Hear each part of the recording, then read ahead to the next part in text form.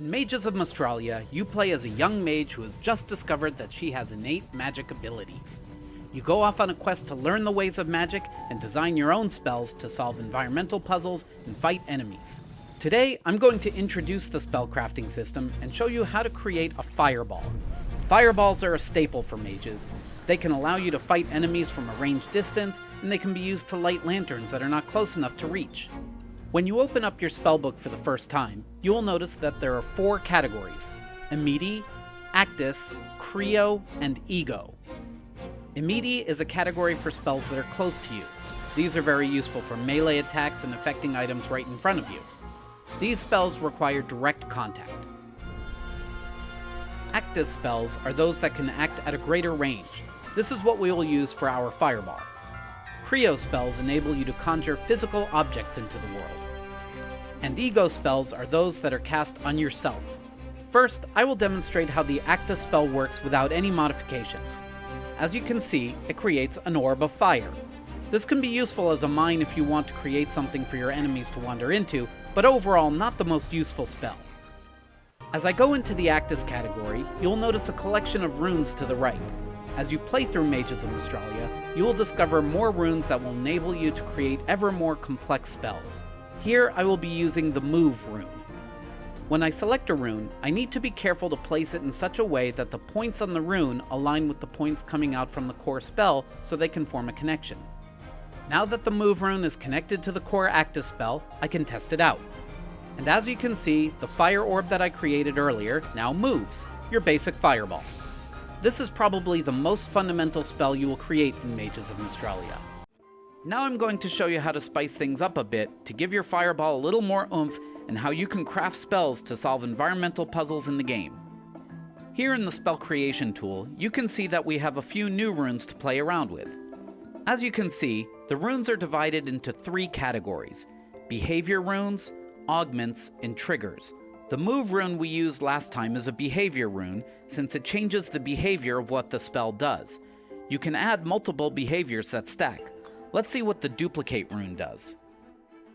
As you might expect, it creates duplicates of the fireball, so now instead of just 1 fireball, you have 3. 3 is always better than 1, but as you can see, the more complex the spell, the more mana it costs, so there's always a trade-off.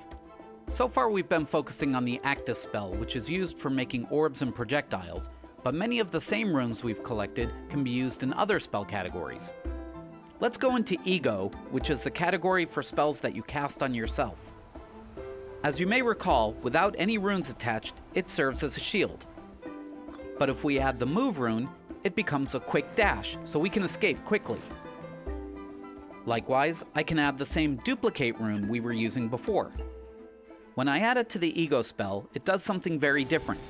Since Ego is the category for spells you cast on yourself, the Duplicate rune will duplicate Zia herself. By combining Move and Duplicate, I can escape from danger and leave behind a decoy for my enemies to attack.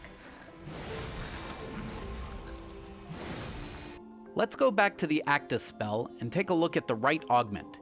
Augments are runes that don't actually change the behavior of the spell. Instead, they modify the runes they're attached to.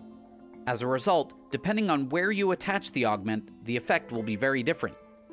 For example, if I attach the right augment to the core spell, it shoots out from my right. But if I attach the right augment to the Move rune, it's the movement that's modified, so now it moves to the right. This can come in very handy in a situation where you want to hit a target, but you don't have a direct line of sight. And if I attach it to the Duplicate rune, the fireballs duplicate out to the right, which can be helpful if I want to cover a wide area. If I attach both a left and right augment to the same rune, the effects cancel each other out, but I can tweak exactly what I want my spell to do by modifying different behaviors in different ways. Depending on the situation, you'll need to think carefully about exactly what kind of spell you'll need and how you can create it. As you collect more and more runes throughout the game, the possibilities are virtually limitless. Now we're getting to where the real power of the spellcrafting system comes from: the triggers. Triggers allow you to connect 2 spells together to make a new spell that is more powerful than the sum of its parts. Let's try it out. Now I'm going to make a decoy that rotates around. To do that, I'll just connect a duplicate rune and a right augment to the ego spell.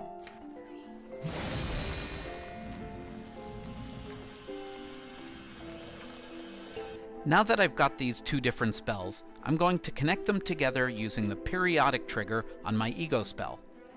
Periodic means that it will call up another spell repeatedly. Other triggers will have different conditions for when another spell is called. When I add the periodic trigger, it asks what other spell I want to call periodically. I'll choose the Actus Fireball spell we just made. And now when I use my ego spell, it creates a rotating Sentry of Destruction.